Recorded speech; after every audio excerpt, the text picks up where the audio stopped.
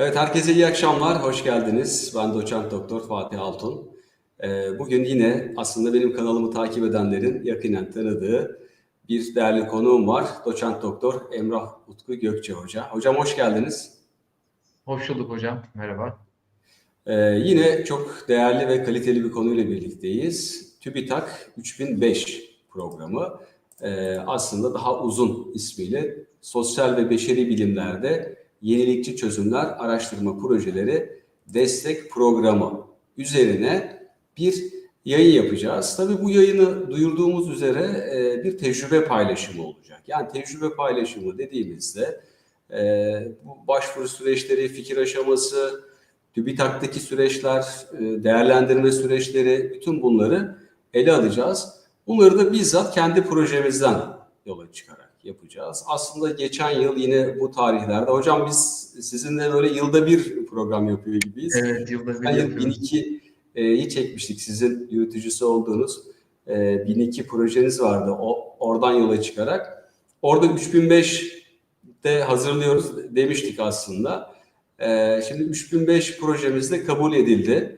Evet. Emrah Utku Gökçe Hoca yürütücüsü, ben de araştırmacıyım.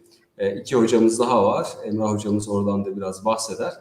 Bu Evet. şekilde bir tecrübe paylaşımı olacak. Çok teknik detaylara tabii ki takılmayacağız ama bazı teknik trikler verecek Emrah Hoca. Ben ilk etapta sözü Emrah Hoca'ya bırakacağım. O bahsedecek. Sonrasında tecrübe paylaşımı, sizlerden gelen soru cevaplar bunlar da olacak. Hocam buyurun, söz sizde. Hocam teşekkür ediyorum. Kanalınıza davet ettiğiniz için de ayrıca teşekkür ediyorum. Geçen sene 1002'yi konuşmuştuk. Bu sene dediğiniz gibi 3005'i konuşuyoruz. Nasipse gelecek sene de 1001'i herhalde konuşacağız. İnşallah hocam. Burada Evet, ne oradan derseniz 1001'i onu de konuşuruz. Seneye evet, Kasım nasipse. seneye yine Kasım'da inşallah Evet. başladık çünkü böyle 1001 çalışmalarına da. Bugün 3005 üzerine duracağız ama tabii ki 1002'ye de atıf yapacağım, 1001'e de atıf yapacağım. Ama genel odak noktamız 3005 olacak. Şimdi bizim 3005 ile olan bağımız geçen sene başladık desek de aslında biraz daha eskiye dayanıyor. Çünkü proje mantığını kurgulamak istiyorsanız eğer TÜBİTAK'ın çeşitli böyle rakamları var. Yani sayıları var. İşte 1001'dir, 1005'ler var, 3501 var, 3005 var. Şimdi bunlar her biri farklı farklı bir alana hitap ediyor. Bazısı işte TÜBİTAK 1001 dediğimiz 3 yıllık ve bütçesi çok geniş. İlk zaten TÜBİTAK'ın projelerinden birisi ve ilk zamanlarda tabii bu daha pozitivist bir mantıkla ve fen bilimlerine, doğa bilimlerine yönelik oluşturulmuş bir şey.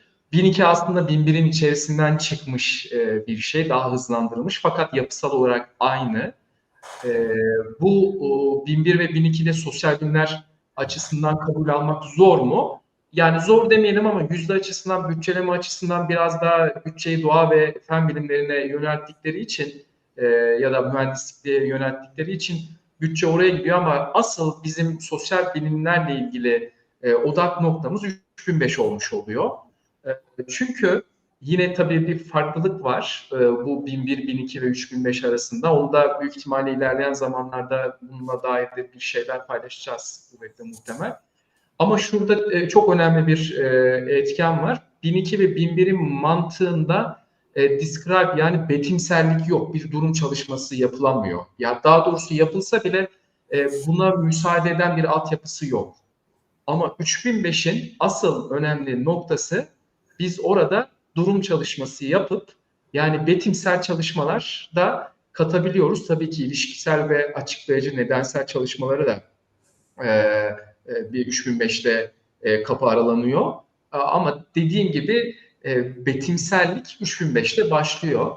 3005'in genel yapısı itibariyle şöyle biraz teknik olacak ama 2 yıllık bir süre gidiyor. 2 yıl üstünden gidiyor. Şu an bütçesi 1 milyona tanımlanmış ama bunlar güncellenecek. Çünkü her sene güncelleniyor. Şu anda 1 milyon diyebiliriz fakat kuvvetle muhtemel Ocak itibariyle çok daha farklı belki işte 1.500 ya da 2 milyona yakın olacaktır. Belki de güncellenmeyecek, tam bilemiyorum ama genellikle eğilim bu aralar bütçelerin güncellendiği yönünde. Şimdi ben ilk vurguyu şuna yapmam gerekiyor. Ulusal kazanım, yani proje mantığının araştırma mantığından farkı şu: araştırmayı siz makaleye çevirebilirsiniz, gayet doğal. İşte SSCI'da, Scopus'ta yayınlayabiliyorsunuz ama projede muhakkak bir kazanım elde etmek durumundayız. Artı bir katkı sunmak durumundayız. Yani kamuya dair de bir katkı olmak durumunda. Kurumlarla işbirliği de yapılabiliyor. Şunu da söyleyelim. TÜBİTAK 3005'te eğer bir kurumla ortak işbirliği yaparsanız artı puan da veriyor 3005. O işbirliğini, zaten işbirliği formu var. Bunu koyduğunuz vakit, işbirliğini tamamladığınız vakit artı puan var. Bunun yanında da öncelikli alanlar var 3005'te. Afet, işte kriz, bu aralar aile konularında da ekstra konuları ya da buna benzer konuları seçtiğinizde ekstra puanlar verilebilmektedir. Ama genel itibariyle 5 ana bölümden oluşuyor. Birincisi ulusal kazanım. Şimdi burada 3 tane de kendi içerisinde çerçeve var. Sayın Hocam, size zahmet bir şey vermiştik, PDF vermiştik. Evet, tam da bu. Evet. Bu fiili Bunun içerisinde, evet bu hocam. nereden aldığımızı da vurgulayalım hocam, size zahmet. Bunu da bizim Banıp proje koordinatörlüğü var. Onun içerisinden aldık. Üniversitemize ait bir PDF bu. Linkini de paylaşabiliriz daha sonra çünkü herkese açık bir link. Şimdi burada temel mantık, ya beşeri bilimlerde ilerleme sağlayacak bir çalışma yapacaksınız ki zaten sosyal bilimler bağlamında çalışıyorsunuz. İşte arkeolojidir, uluslararası ilişkiler, siyaset bilimi, SOBAK grubu dediğimiz sosyal bilimlere ait gruplar içerisinde. Burada temel mantık şu: yenilikçi bir katkı yapmanız bekleniyor ve yöntem olabilir, yaklaşım olabilir, bir yorum da geliştiriyor olabilirsiniz. Birinci ulusal kazanım bu olabilir. İkincisi ise bizim de kendi 3005'imizde gerçekleştirdiğimiz politika geliştirme süreçlerine bilimsel temel sağlayabiliyorsunuz. Ki burada, bu noktada tam da durum çalışmalarına çok müsait. Descript edebilirsiniz bir şeyi, bir araştırma konusunu, araştırma sorusu üretebilirsiniz. Ne tarzında sorular üretebiliyorsunuz? Nedir, nasıl? Tabii ki neden bizim için önemli. Ama tekrar vurgulayalım, 1001'de ve 1002'de ne ve ne soruları çok kabul görmüyor. Nasıl, neden soruları kabul görüyor? Şimdi tam da bu noktada kısa, orta, uzun vadede politika önerileri çıkarmanız lazım sizin. Bunu muhakkak belirtmeniz gerekiyor. Başka bir ülkeyle, başka bir hani ortak konu bağlamında compare edebiliyorsunuz, karşılaşma yapabiliyorsunuz. Karşılaşma çalışma olabiliyor. Bununla birlikte kamu politikalarına kesinlikle bir bilimsel temel oluşturacak bir çıktı üretmeniz lazım. Buna da zaten hani yenilikçi tarafı da burada başlıyor işin. Bu enerji olabilir, çevre olabilir, işte ekonomi olabilir, sanayi, aile, güvenlik, sosyal güvenlik, bizim çalıştığımız bilim diplomasisi, ki bilim diplomasisi hem Avrupa Birliği'nin de desteklediği bir konu. Bizim Türkiye'de de yavaş yavaş zaten bu kavramı biz çalışırken ön plana çıkardık. Çünkü literatürde de çalışılmamış olanı da devreye sokmanız gerekiyor ki orada bir özgünlük ve kazanım çıkartabilirsiniz. Yani araştırmayı yaptım ama kazanım ne olacak? İşte orası tam da hakemlerin ve panelistlerin beklediği bir şey. Bu arada TÜBİTAK 3005'te bir panelistlik sistemi yok. Hakemlere gidiyor. Panelistlik sistemi 1001'de oluyor. 5 tane artı 2 tane de dış gözlemci var. En son hani güncellenmiş hallerine bakmak lazım ama yani benim söylediklerim tabii güncel. Yeni bir çalışma var mı yok mu bilmiyorum. Belki de değişebilir. Ama en son TÜBİTAK'taki değerli arkadaşlarla görüştüğümüzde sayısal notlandırmanın altı üstündeki o sayısal harf notlandırmasının kalktığını söylemişlerdi. Hani resmiyette bu şu an var mı yok mu bakmamız gerekiyor ama o A, B, C, D, E, F'nin kullanılmayacağına yönelik bir bilgi var. Peki ne olacak? İşte geçer, işte geliştirilebilir, kaldı ya da hani zayıf tarzında bir sürece yönelmiş durumdalar. Bir üçüncüsü de, yani TÜBİTAK'ta yapmamız gereken üçüncü mesele de bilimsel ve teknolojik ilerlemelerin sosyal etkilerinin ortaya konulması da olabilir. Yani burada bir etki bağlamını da ele alabilirsiniz. Üç tane temel önümüze bir alan açıldı. Şimdi bunlardan bir tanesini seçmemiz bizim gerekiyor. Ben bazen hani akran değerlendirmesi falan yaparken bu üç tanenin hepsine proje yazan arkadaşlarımız, akademisyen arkadaşlarımız böyle üç tanesini de doldurmaya çalışıyorlar. Bunu yapmayın. Üç taneyi doldurmak zorunda değilsiniz ama bir tanesini doldurmak zorundasınız. Biz genellikle, yani biz derken bizim kendi çalışmamız üstünden işte Fatih Hocam, Berat Hocam, Fahrettin Burak Hocam 2 üzerine durduk. Biz bir politika geliştirelim ve ona bir bilimsel temel sağlayalım. Haliyle bir durum çalışması yapmış olduk. Çalışmanın konuşmamızın sonuna doğru onun belki bir detaylarını süremiz de olursa verebiliriz. Peki hocam, yani bu ulusal kazanımlar, toplumsal ve kamusal fayda potansiyellerini yazarken neyi yazacağız? E, Burada da şunlara dikkat etmekte fayda var. Muhakkak projenin hangi tipe, yani 3 tane tip saydım ya, hangi tipin içerisine dahil edildiğini vurgulayınız. Yani somut politika önerisi geliştirmeyi hedefliyor. Zaten amaç ve hedefler içerisinde bunu yine söyleyeceksiniz ama ulusal kazanım içerisinde bunu söyleyin, muhakkak söyleyin. Çünkü hangi projenin içinde gittiğinizi eğer hakemler hissederse şunu kanaat getiriyorlar, kanaat getiriyoruz hatta. Evet, bu ne yaptığını biliyor bu araştırmacı. Neye yöneldiğinin farkında, ne yaptığının farkında, 3005'in ne olduğunun farkında diye kanaat getiriyor. Ve aynı zamanda 12. Kalkınma Planı'na da atıf yapmak lazım. Çünkü bu projelerin temel mantığında şu var, kalkınma planlarına da oradan yola çıkarak bir hani ilişki kurmamız da bekleniyor. Doğal olarak ulusal faydayı da zaten biz buradan sağlıyoruz. Ve toplumsal, kamusal faydaların ne olduğunu da belirtmemiz lazım. Muhakkak ulusal kazanımlar içerisinde bunu yazmak durumundayız. Siyah puntolar ve altı çizili bir şekilde bunları belirtebilirsiniz ki biz de zaten öyle yazdık. Bununla birlikte kısa, orta ve uzun vadede hangi politikaları önerdiğiniz de çok önemli. Bunu muhakkak vermek gerekiyor. Ve bunu verirken gerekçelerini de yazmanız lazım. Şunu unutmayalım. Şimdi tabii ki makale ve bir araştırma yaparken her bir paragrafın, her bir iddianın bir gerekçesi, bir delillendirmesi var. Aynı mantık burada devam ediyor ama projenin içerisinde ben kısa vadede şunu öneriyorum, böyle böyle olması bekleniyor, şu hale getirilecek, uyumlu hale getirilecek diye bir çıktı üretirken bunun gerekçesini de muhakkak yazmak lazım.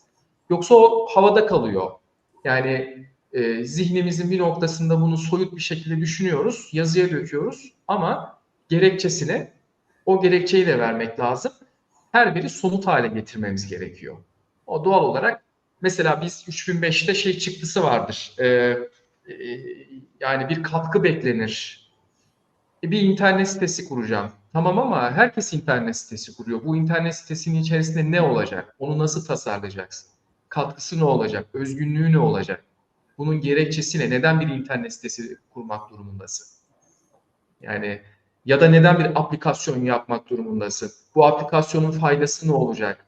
Bu aplikasyonun kolaylaştırıcı yanı ne olacak? Kimlere hitap edecek?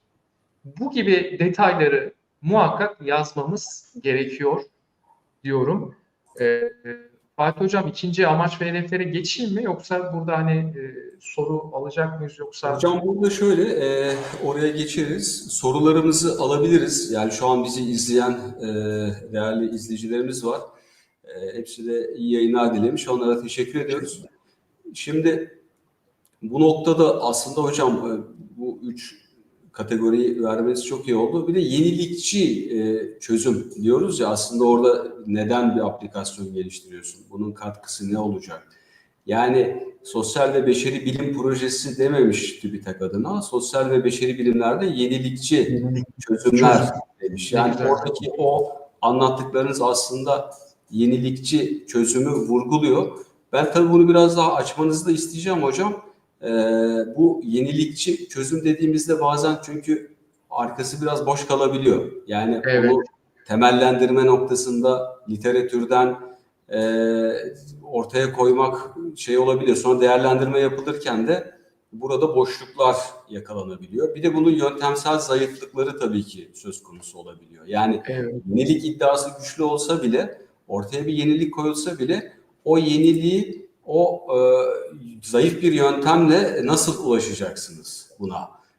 Yenilikçi fikir güçlü, yöntem zayıf veya tam tersi yöntem çok iyi ama yenilik diye ortaya konulan şey tam olarak açıklanamamış olabiliyor ki biz de bu proje sürecinde bunlara çok dikkat etmiştik. Bir de tabii bu toplumsal katkı düzeyi de somutlaştırılması biraz zor oluyor. Yani o sosyal etkisi, toplumsal katkısı nasıl ölçülecek, bir standart oluşturulabilecek mi, bir ölçülebilir bir hale getirilecek mi? Yani bütün bunları bir araya getirdiğimizde yenilikçi çözümün arkasını doldurabiliriz. Bu noktada hocam bazı söyleyecekleriniz, önerileriniz varsa o yenilikçi çözümün saç ayağını nasıl tuttururuz diye. Onunla ilgili bir değerlendirme alıp sonrasında zaten ben bir sonraki slayta geçeyim. İstediğiniz an geçiş yapabilirsiniz hocam. Tamam hocam, teşekkür ederim. Hocam yenilikçi çözüm kavramına değinmeniz çok iyi oldu. Ben onu es geçmiştim. Yani yenilikçiyle başlayalım. Yenilikçiden kasıt şu. Şimdi demek ki bir eski var. Yani bir kullandığımız bir şey var. Ona bir boyut katmam lazım ve onun yeni olması gerekiyor. Zaten biz projeyi de kurgularken böyle hani beyin fırtınaları falan yapmıştık. Hani yeniyi ben nasıl katabilirim? Orada ve bir şeye de çözüm üretmem lazım. Demek ki bir problem var. O probleme de bir çözüm üretmem gerekiyor. İşte tam da bu noktada e, yani sizin literatüre hakim olmanız lazım. Artı sosyal alan içerisinde ister kurumda olun, ya biz mesela üniversiteler bağlamında çalışmıştık ve eksikliği orada belirlemiştik. Bizimkinin üstünden gidebiliriz belki. Biz bilim için diplomasi, bilim diplomasinin altında bilim için diplomasiyi çalışıp bu Türkiye'deki 24 20 diyelim yeni yavaş yavaş adaylar da var. Araştırma üniversitelerinin bilim diploması endekslerine ve bilim diploması için nasıl faaliyetlerde bulunuyorlar? Bu soruları sorduk. Bunu tespit ettikten sonra bilim diploması endeksini, skorunu hesaplayıp bunların yükseltilebilmesi için neler yapmalıyız? İşte Evet. orada yenilikçilik başlıyor. Çünkü bunu şu ana kadar hesaplayan herhangi bir uygulama, herhangi bir çalışma yapılmamış. Peki buna niye ihtiyacımız var? Bilim diploması neden önemli? Şundan dolayı bir üniversitesin akademisyenler topluluğu var ve bir işbirliği alanı oluşturmak durumundasın. Dünyayla işte entegrasyon sürecin var, Avrupa ile entegrasyon sürecin var. Ve bilim orada çok önemli bir aparat haline gelmiş oluyor. Bu kullanışlı alanı biz alıyoruz, diyoruz ki üniversitelerimizin durumları karşılaştırmalı giderek bakıyoruz ve bilim diploması endeksi noktasında çok düşük kalmış. İşte bir durum tespitini yaptım ve buna bir çözüm arıyorum. Burada bir problem var. Dünya endeksine baktığımızda insanlar Antarktika'ya gidiyor, üniversiteler işte CERN'le anlaşmalar yapıyor, ortak uzay çalışmaları var. En son bu 3 I meselesi çıkmıştı değil mi hocam? Hawaii Üniversitesi'nin Huawei değil ya bir reklam falan yapmış olduk ama Hawaii diyecektim. Hawaii Üniversitesi'nin aslında oluşturduğu bir proje çıktısı. Mümkün olduğu kadarıyla işte 122 megapiksellik bir kamera daha da uzayın derinliklerini görebiliyor ve işte gelen cisimleri daha da yörüngeye girmeden yakalayabilen bir proje. İşte bir çözüm getirdi, bir yenilikçilik kattı. Tam da bu noktada bizim üreteceğimiz o aplikasyonlar, çözümler kitabi olmanın yanında pratik de olmak durumunda. Ve bir şeyleri de çözmek durumunda. İşte buna bir şey geliştirmem lazım. Hep teknoloji deniliyor ya, sosyal bilimlerde de bunu nasıl geliştireceksin? Önce işin teorisi, ardından onun pratiğe dökme meselesi. Bir mobilizasyon olabilir, sosyal bir katkı olabilir. Bugün TRT'yi de dinlerken çok güzel bir projeden bahsediyoruz sağlık konusunda. İşte psikolojik de örnek veriyor. Çok alanım olmadığı için detayına girmek de istemem. İnsanları bir noktaya getirip o noktada işte destek sağlama diyelim. O desteği nasıl sağlayacak? Belirli bir araca ihtiyacı var, yeni bir mekana, yeni bir renge ihtiyacı var. Bunları çok güzel açıklamışlar. İşte bunu yaptığımız vakit biz yenilikçi bir şey üretmiş oluyoruz. Mesela biz projede şunu üreteceğiz. Bu araştırma üniversiteleri artık kendi işbirliklerine ve aynı zamanda kendi bilim diplomasi faaliyetlerini bizim üreteceğimiz aplikasyona girdiğinde diğer üniversitelerle olan skor durumlarını karşılaştırmasını görecek ve aynı zamanda geleceğe dönüp neler yapması gerektiğini de biz orada vereceğiz. Şunu yap, bunu yapmalısın, şunu yönlenmelisin, bu skorda yükselmek için şunlar yapmalısın. Mesela Avrupa'nın CERN'le anlaşman yok. Belki anlaşma yapılabilir. Bir nevi biz entegre ediyoruz bunu. Kolaylaştırıyoruz. Bir çözüm üretiyoruz. Zamandan da kazandıracağız. Aynı zamanda skorlarını ve renk alanlarını da görecekler. İşte tam da bu noktada yenilikçi bir şey sunmak durumundayız ve bu kamu politikalarına destek olacak. Peki bunun yöntemini de sordunuz. Yöntemi nasıl yapmam lazım değil mi hocam? Öyle demiştiniz. Yöntem noktasında da tabii ki bizim klasik Fatih hocamın başlattığı bir program vardı kendi YouTube kanalında. Bizim programları izleyecek sevgili arkadaşlarımız. Evet. Yani orada evet belki bu ayrımlar bazı akademisyen arkadaşlarımızın hoşuna gitmiyor ama nitel, nicel ve karma yöntemler artık gündemimizde olmak durumunda. Bunlar çok teknik geliyor olabilir. Evet, teknik, doğru ama bir nevi aparat da aynı zamanda. Siz uygun bir teoriyle uygun aparatları ve yöntemleri bir araya getirdiğinizde zaten bir şey gibi sıralı bir şekilde yönteminizde oturmuş oluyor. Veriyi nereden toplayacağınız, ne kadar veri toplayacağınız, hangi sahaya ineceğiniz, örnekleminizi ne kadar seçeceğiniz, bununla birlikte işte veriyi nasıl analiz edeceğiniz, bundan sonra nasıl bir çıktı üreteceğiniz, bunu politik haline nasıl getireceğiniz her biri aslında yönteminde bir konusu haline gelmiş oluyor hocam. Burada ikinci ekranda şu an gördüğünüz gibi bizim yine politika geliştirme süreçlerine bilimsel temel sağlayan bölümde biz mesela üniversitelere politika sağlayacağız yani çok net. Net olmak durumundayız. Oradaki politikadan kasıt polisi aslında yani siyasat. Yol yöntem gösteriyoruz. Kolaylaştırıcı unsur köprü oluyoruz. Bunu bu arada işte TÜBİTAK'la tabii anlaşıp ya da başka kurumlarla da anlaşıp kendi üniversitelerinizle anlaşıp aplikasyon haline getirdiğinizde bundan mülkiyet hakları da tabii devreye giriyor ama para da kazanılabiliyor. Yani üniversite kazanıyor. Belki bunu Avrupa'daki üniversitelere aktaracağız. Onlar da geliştireceğiz hep birlikte. Onlar da kullanacaklar. Ama günün sonunda şu sorusu, buna ne gerek var? Burada işte aslında başlıyor. Buna şundan gerek var. Eğer seçtiğiniz araştırma konusu sizin için değerliyse, ki bizim için mesela bilim diplomasi, bilim iletişimi, Fatih Hocam da zaten bu konuda çalışıyor. Değerli, yani bilim tarihine önem veriyoruz, bilim felsefesine önem veriyoruz, başlangıç noktasının bu olduğunu düşünüyoruz.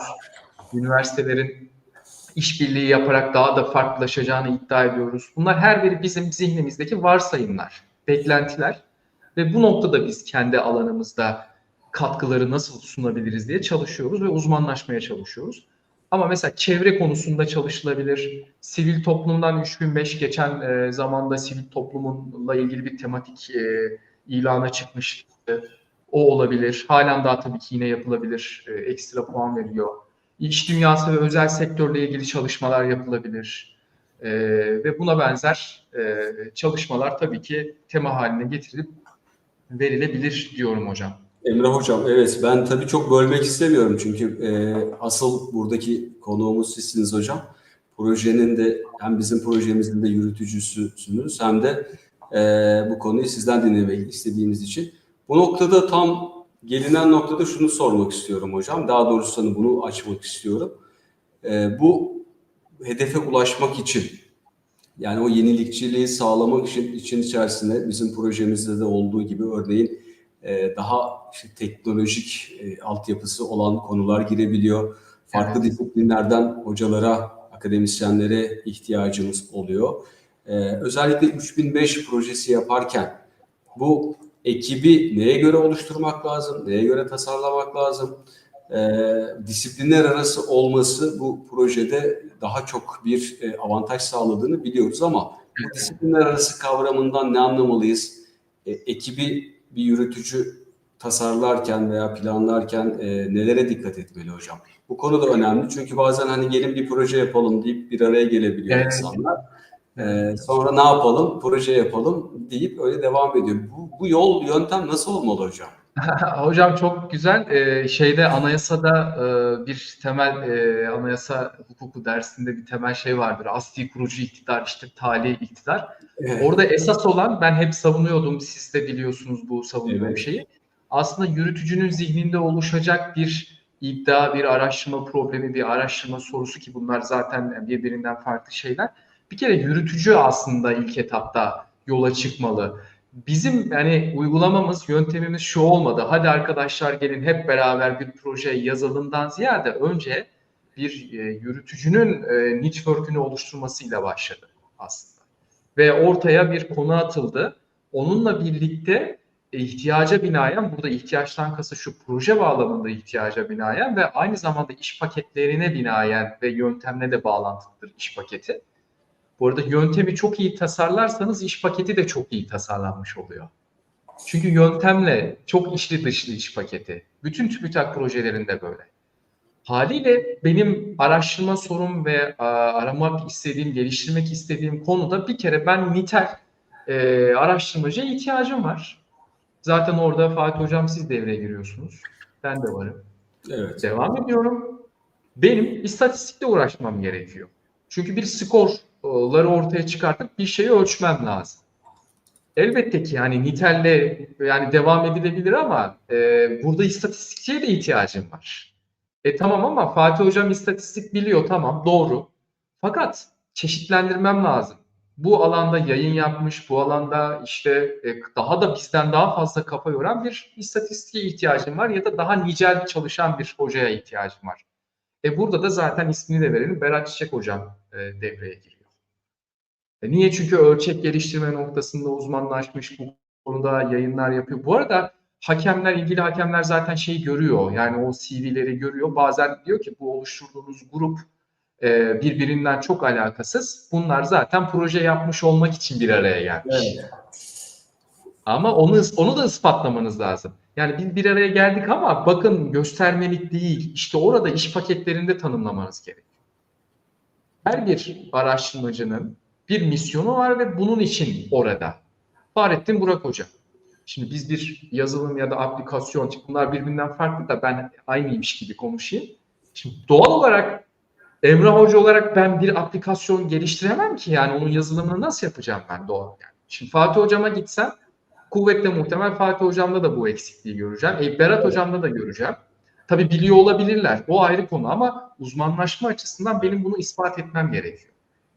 Şimdi doğal olarak mühendisliğe gitmem lazım.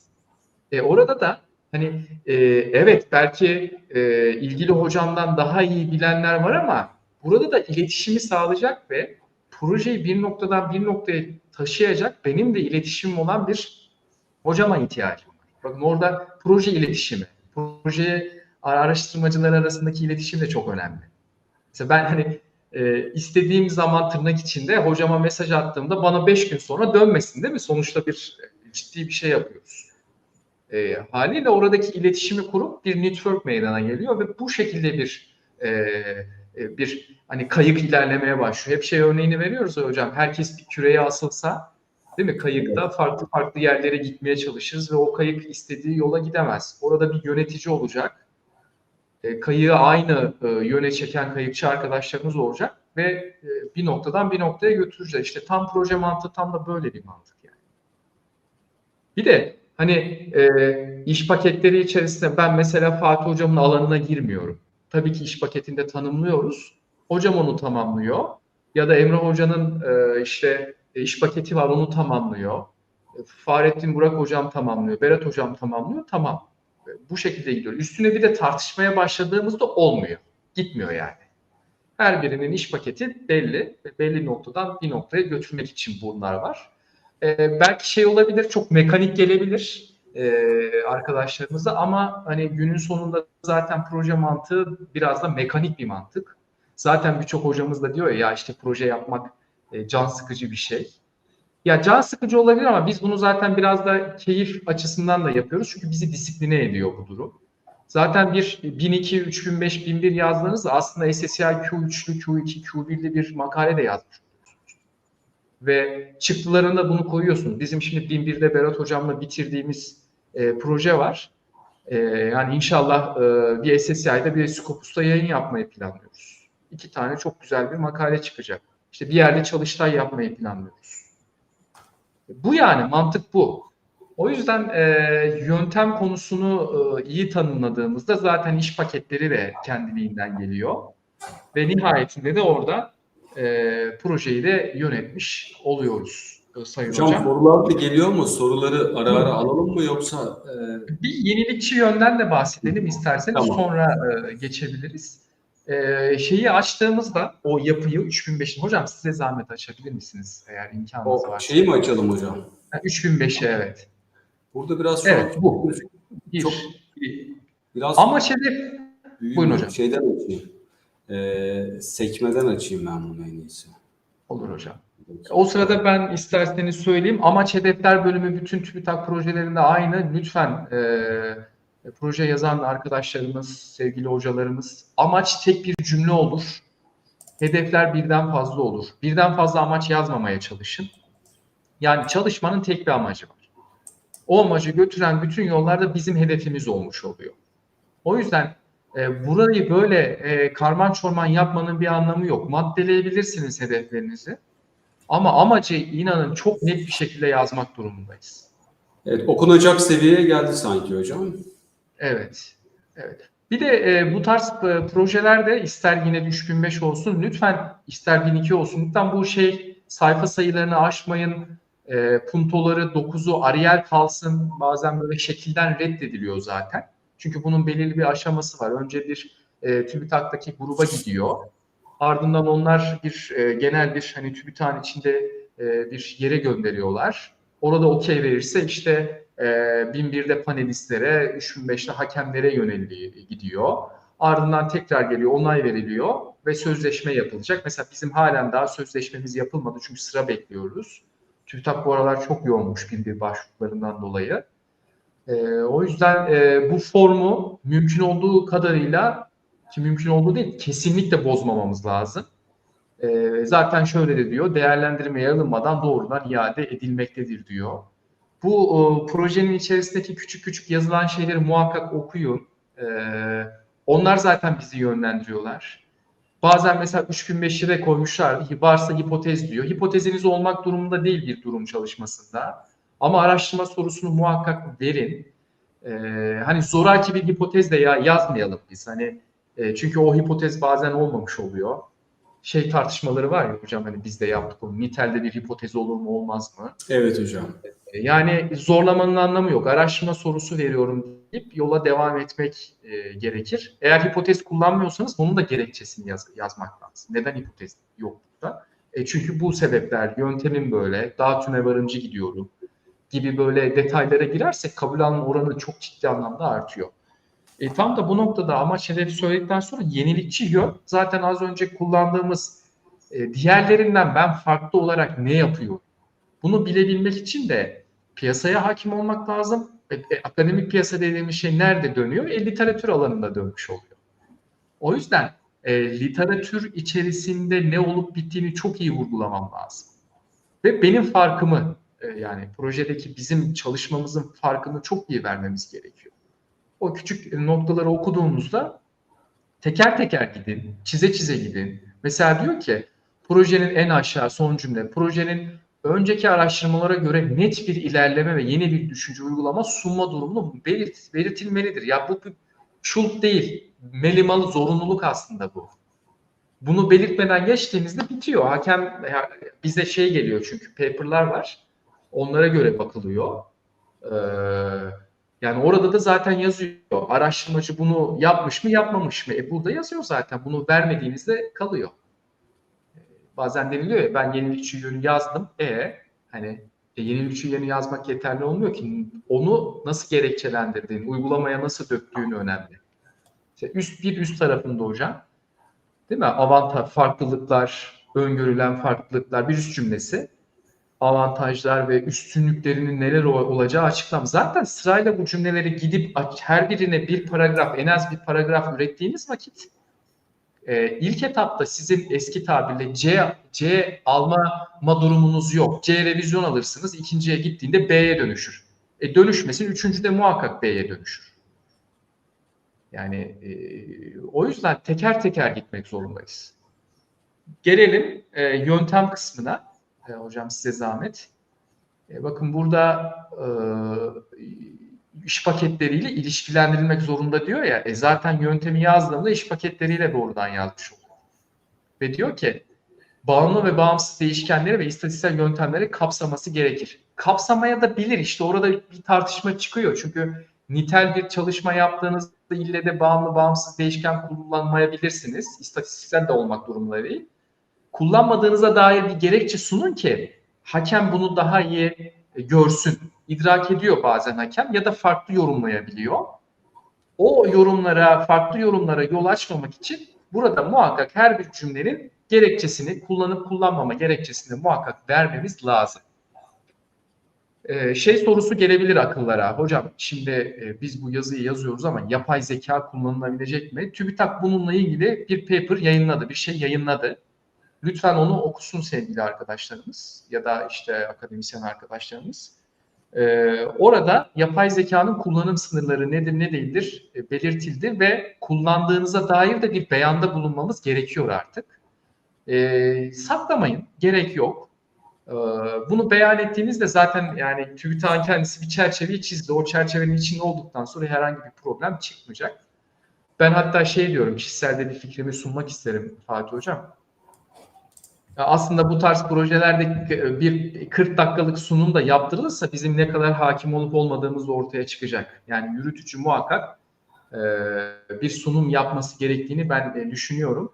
Çünkü hakemler bazen hani metinle karşı karşıya kaldığında kendi background'ına göre değerlendiriyor. Orada bazı şeyler anlaşılamayabiliyor. Bu sefer ikinci tura dönüyorsunuz. Orada bir açıklama yapmak zorunda kalıyorsunuz. Hocam bir de bu yapay zekadan sonra hem projelerde hem birçok konuda artık sözlü sunumun çok daha öne çıkacağını düşünüyorum ben de. Evet hocam. Çok yani hakim olmamız lazım onu. Bu anlaşılacak zaten hocam. Yani az çok hepimiz yapay zeka ile içli dışlı olduğumuz için bize gelen metinlerin ne olup olmadığını görüyoruz. Gramatik olarak bir şeyleri düzeltmek ayrı bir konu. Yapay zekadan bilgi devşirip işte onun üzerine gitmek çok apayrı bir konu.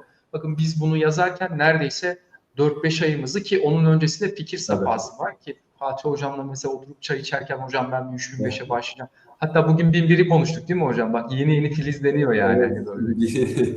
Biri bitince biri. Önce fikir, sonra fikir etrafında oluşuyor. Evet, kesinlikle öyle ve onunla ilgili zaten hani literatür toparlamaya başlıyoruz. Sonra süreç gidiyor. Orada makale yazmaktan farklı değil. Ama çıktılarını da ekstra düşünmek durumundayız. İşte o katkılar yenilikçi yönlü olabilir. Bu olmalı, şu olabilir. Bu var mı yok mu? Her biri zaten bir gruptaki o fikir alışverişleriyle de ilgili bir şey. Hocam bakalım. Proje yönetimine de size zahmet bakalım. Evet, bu iş paketi zaten iş paketlerinde bakın kimler tarafından gerçekleştirilecek. Kim? İşte Fatih Hocam nitele yönelecek. Berat Hocam işte istatistiksel sayısal hesaplamalara yönelecek. Aynı zamanda bursiyerim varsa buraya dahil ediyorum. İşte site çalışmaları, yazılım, bu arada tekrar vurgulayayım, bu kavramlar farklı olabilir ama genel kullanıyorum. İşte aplikasyon tarafı ilgili kişi yapacak. Neden o ilgili kişi yapıyor? Bunun cevabını vermem lazım. Çünkü yetkin. Ispatla diyor. İspatlıyorsun orada. 3-5 bir şey yazmam lazım. CV'yi o yüzden gönderiyorsun. Karşı taraf çünkü bunların hepsine bakıyor, hakim olmaya çalışıyor. Ve nihayetinde de işte tabii bu paper bu şeyde yok ama bütçeleme kısmı var. Onda da titiz olmak lazım. Şu an 1 milyona kadar bir bütçe desteği vermekte 3005. Bizim bütçemiz şu an 600 bin. Ama ek tabii ki şey yapabiliyorsunuz, talepte bulunabiliyorsunuz. TÜBİTAK bunu da gerekçelendirdiğinizde size bir zaten panel açıyor. Panel proje yönetim sistemi diye. Sizin üniversitelerinizin BAP'ı ile birlikte o bütçe BAP'a gönderiliyor. BAP üstünden harcamalarınızı yapıyor ve kalem kalem gidiyor. Onun da zaten belirli bir sistemi var. Ve nihayetinde projeyi bitirdiğinizde parayı nerelere harcadığınız, neler yaptığınızın da bir raporunu veriyorsunuz. Yani ayrıca bütçeyi de yönetiyorsunuz burada. Araştırma yapıyorsunuz ama bütçe yönetimi var. Bunlar biraz bürokratik gelebilir. Fakat inanın işi çözme noktasında sizi ehlileştiriyor.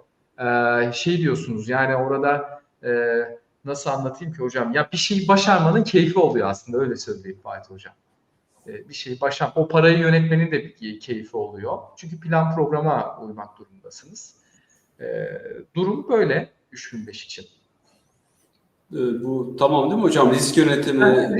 Tabii şeyi söylemedim. Risk yönetimi çok affedersiniz ama en gıcık yerlerden birisidir. Benim 1002'de de çok eleştiri aldım diye. Şimdi bir projeyi yapıyoruz. Bu bizim A planımız aslında. Projenin kendisi A planı. Bizden bir de onun riskini hesaplayıp B plan üretmemizi istiyorlar.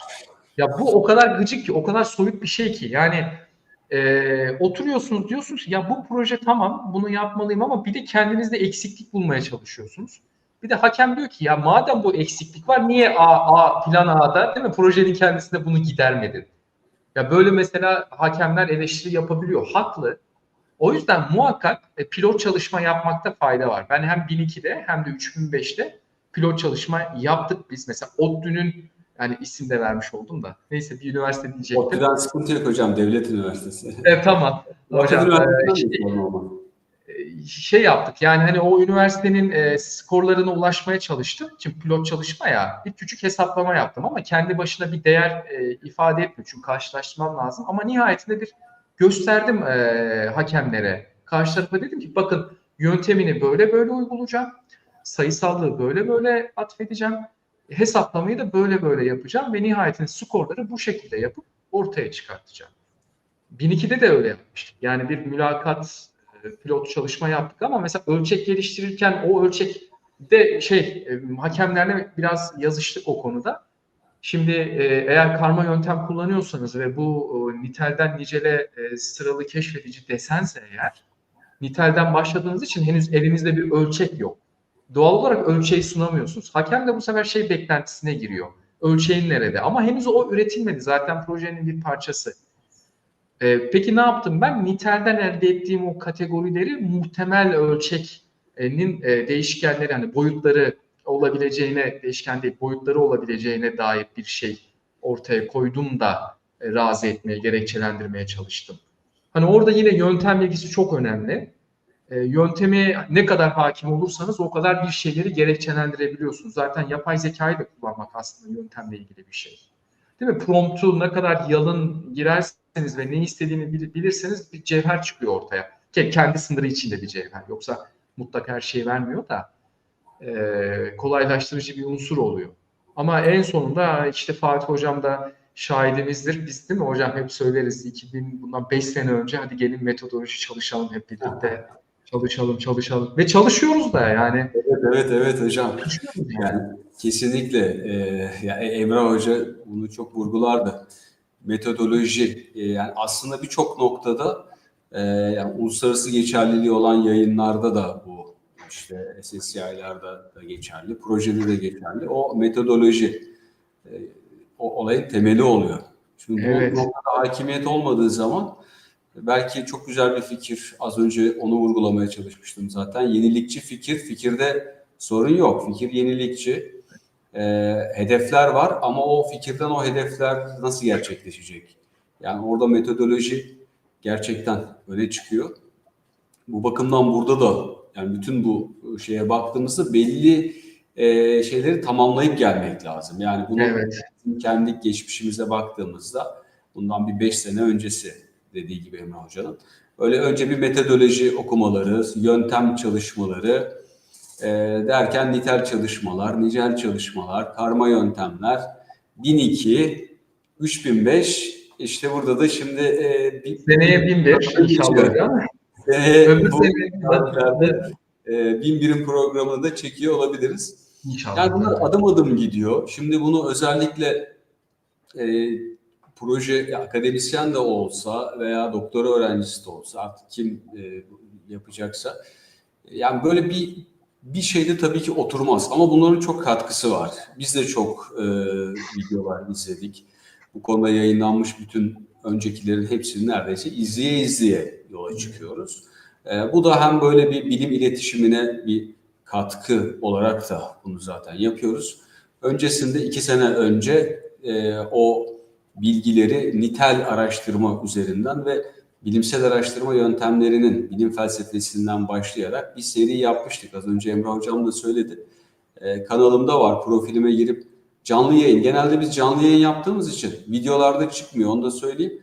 Canlı yayın kısmına tıklarsanız canlı yayın kısmında var. Sonrasında adım adım, yani onları yaparken makalelere odaklanıyorduk. Ama sonrasında onlar oturunca, yani yöntem, metodoloji ve yöntem oturunca projelere başladık. Projelerde 1002, 3005 derken böyle 1001 diye bu gidecek. Yani bütün bunların hepsi birikerek ilerliyor ama bazı temel konuları, özellikle Emre Hoca'nın vurguladığı gibi metodoloji konusunu eksik bırakmamak gerekiyor. Hocam şöyle, zaten biz burada nitelci, nicelci ya da Evet. karmacıdan ziyade işin felsefesini de aslında çalışan insanlarız. Yan yana geldiğimizde konuşuyoruz. İşte epistemoloji, metodoloji, işte ontoloji üzerine de biraz kafa yormak lazım ki oradan metodolojinin ne olduğu ve teoriyle bağlantısının ne olduğunu da kurguluyoruz. Hani öyle hadi ben burada nicel kullanayım, şurada nitel kullanayımdan ziyade araştırma sorusunu üretirken aslında bir felsefesine dayanarak üretiyoruz o soruyu. Tabii. Nasılların, nedenlerin, nelerin sorularını sorarken bir background'la başlıyoruz sürece ve ona göre tasarlıyoruz. Ben kesinlikle sevgili arkadaşlarıma tavsiye ederim. O Fatih Hocam'ın hani öncülüğünde yaptığımız o videolar bir değer, yani biz de bir değer kattık. Hani YouTube'da birçok değerli hocamız var da biz de oradayız. Sırayla bakıldığında önemli bir izleyin olduğunu görebilirsiniz diye düşünüyorum. Hani yöntem mühim. Bu çalışmalarda proje mantığında çok daha mühim bir şey. Durum bu hocam. Hocam sorular var, birkaç soru. Soruları da sorayım. Sonrasında yine devam edebiliriz tabii. Hani bu Olur, bitiş tamam. Tabii değil. ki. Tabii. Eksikler vardır. Şimdi önce bir teknik soru var. Hocam doktora öğrencileri 3005 projesine Evet, yönetici, yani yürütücü demek istiyor. Yürütücü olarak başvurabiliyor mu? Evet, Ceyda merhaba. Ceyda'yı biliyorum, hatırlıyorum. Öyle İstanbul mi? Üniversitesi'nde olsa gerekti. Hı hı. Yanılıyor da olabilirim.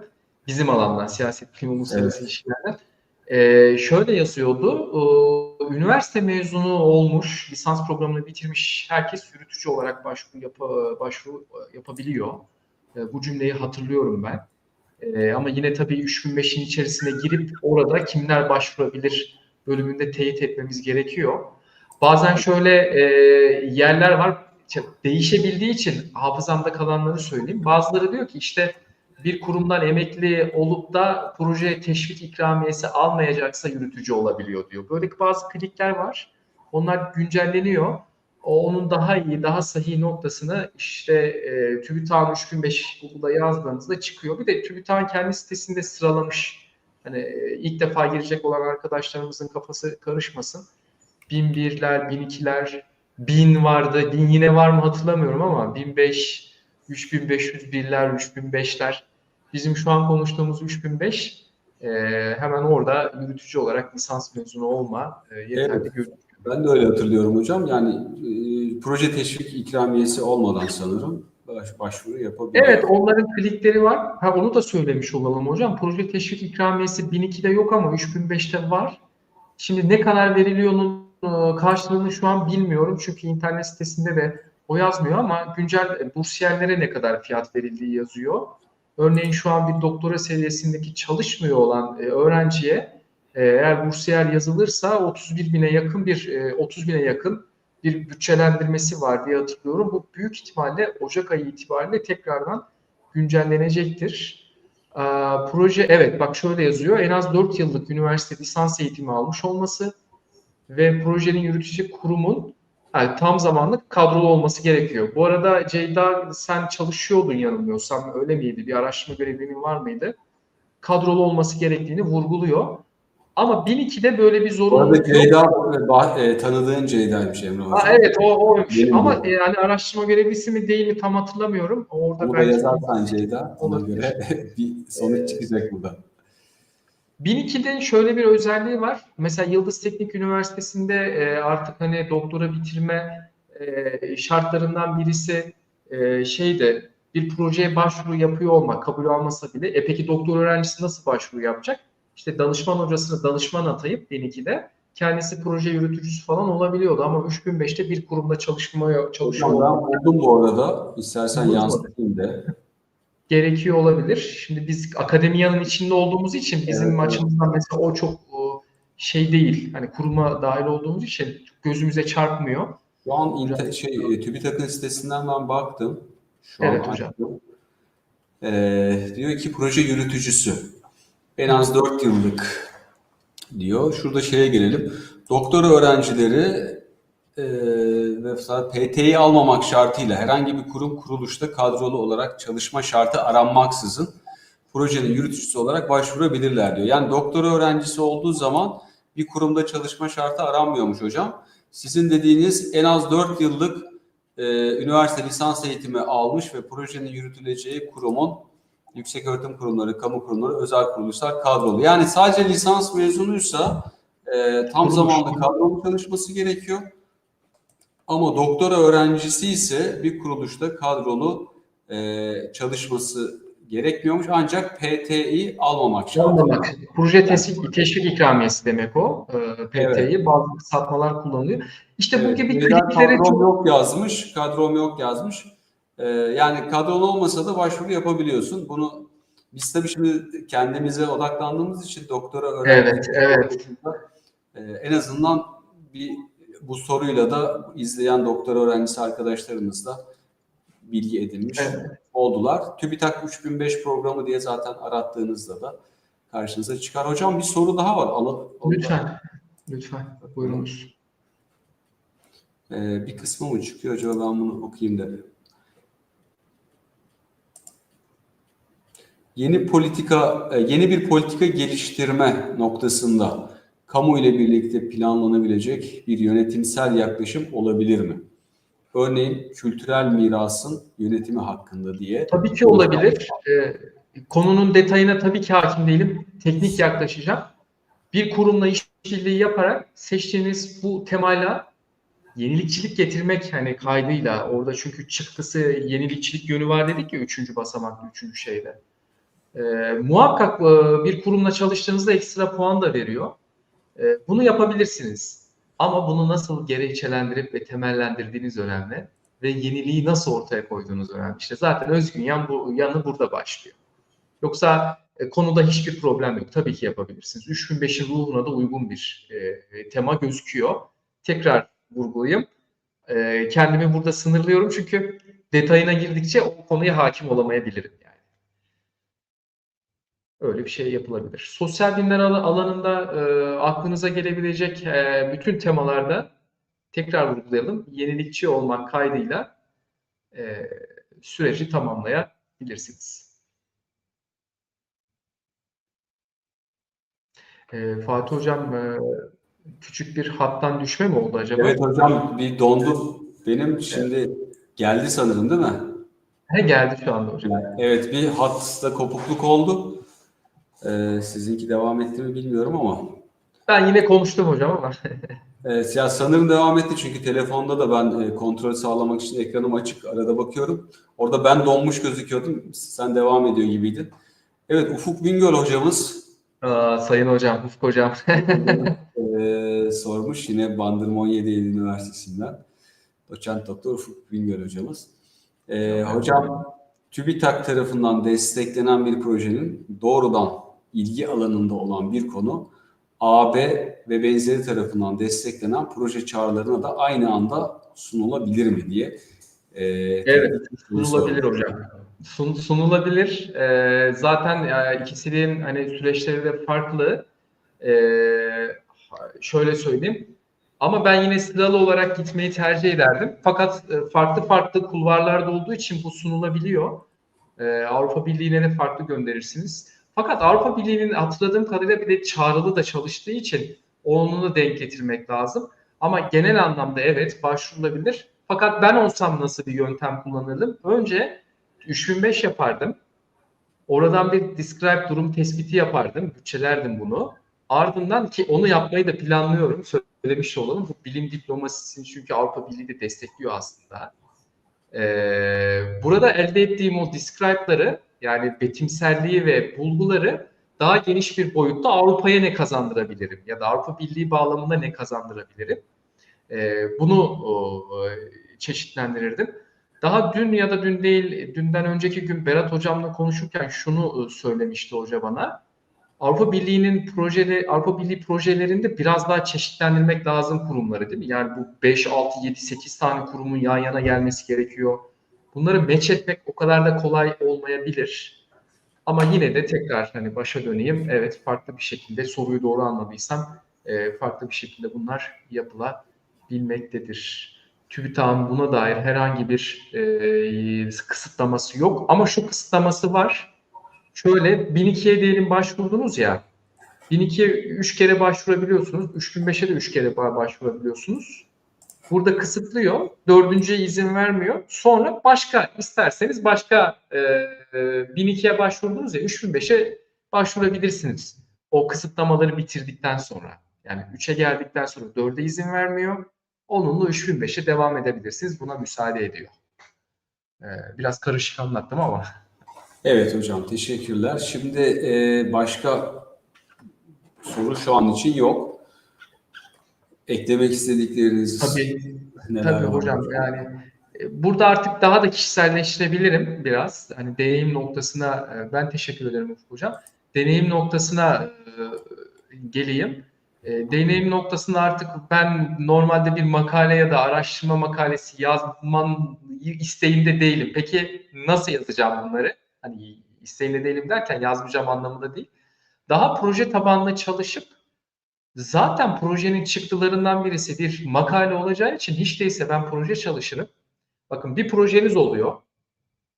Bazı üniversitelerde artık biliyoruz ki projeler istenen bir şey. Artık şart koşuluyor bunlar, atanma kriterleri ya da işte başka bir yere geçeceksiniz. Bunu istiyor üniversiteler.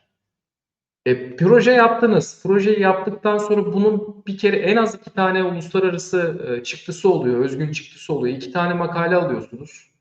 Çalıştay yapma imkanı doğuyor. Bütçelendiriyor çünkü. Etti size 3 hem proje, makale, çalıştay. Kongrelere gidebiliyorsunuz. Bununla ilgili bir sunum yapabiliyorsunuz isterseniz. Politika üretiyorsunuz ilgili kurumlara. Mesela bu güncel hocam sizin alanınız 2025 aile yılı değil mi? Aile yılı ile ilgili, aile ile ilgili 3005 acayip derecede aslında güzel Evet projeler hocam, bu yıl yapılabilir. aile çalışmalarında bir patlama var. Patlama oldu. Aynen. Proje, kitap, makale birçok konuda aile yılı olarak ilan edildiği için aile teması üzerine çok çalışma kesinlikle var. Yani Bir soru daha gelmiş hocam bu arada. buyurun. İstersen onun üzerinden devam edelim.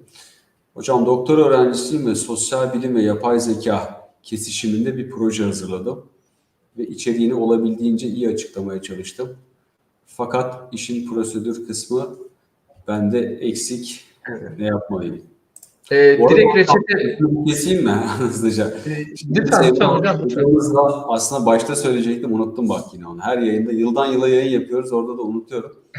Bir eğitim de tasarlıyoruz aslında.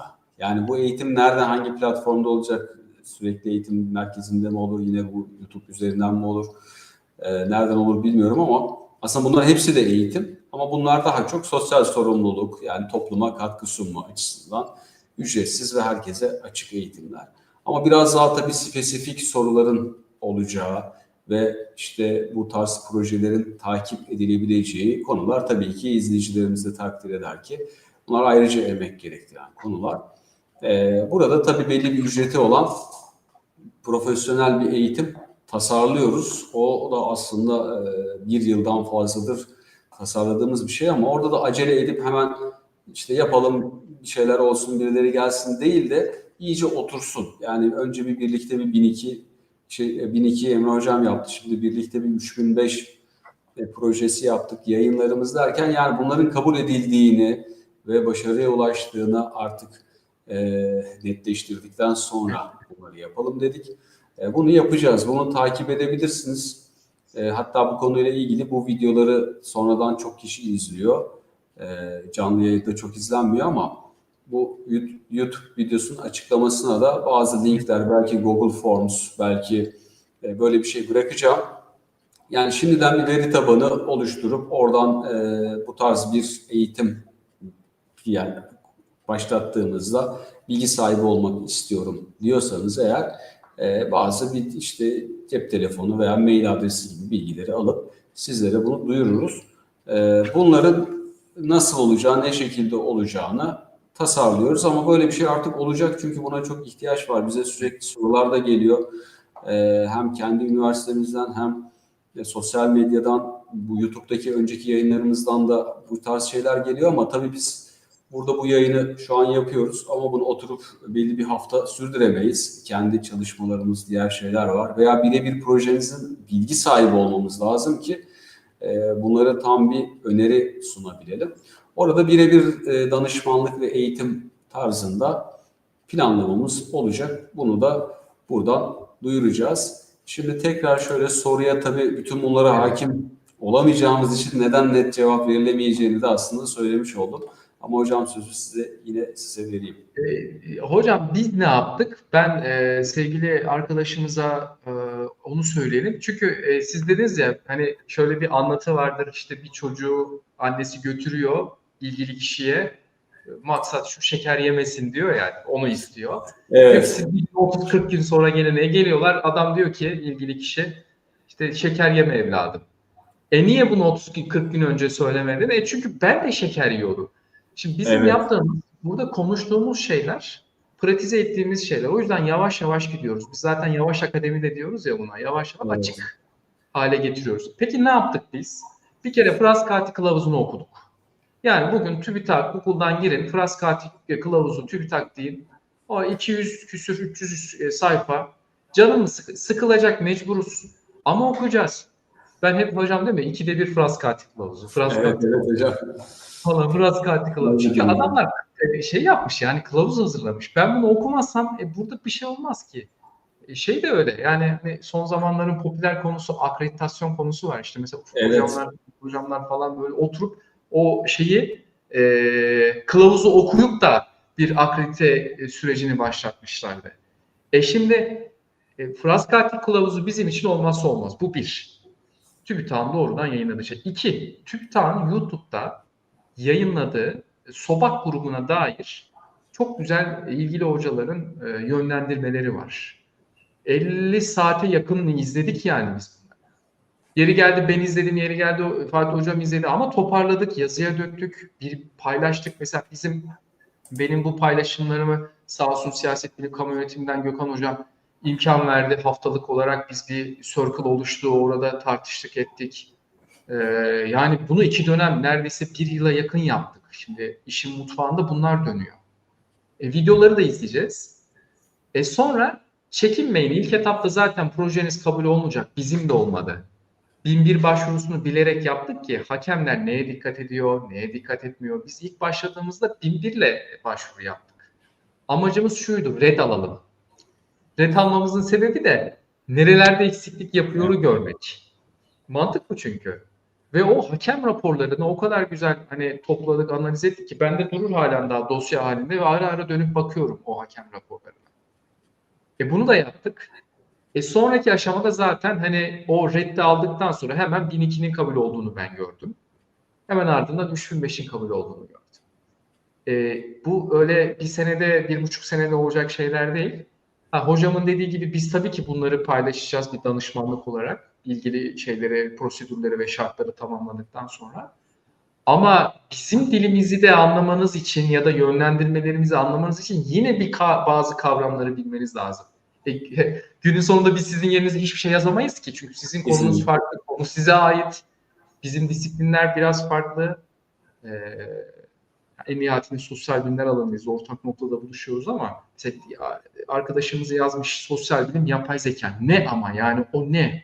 İlk aklıma gelen soru, yapay zeka ile sosyal bilim nesini birleştiriyorsun?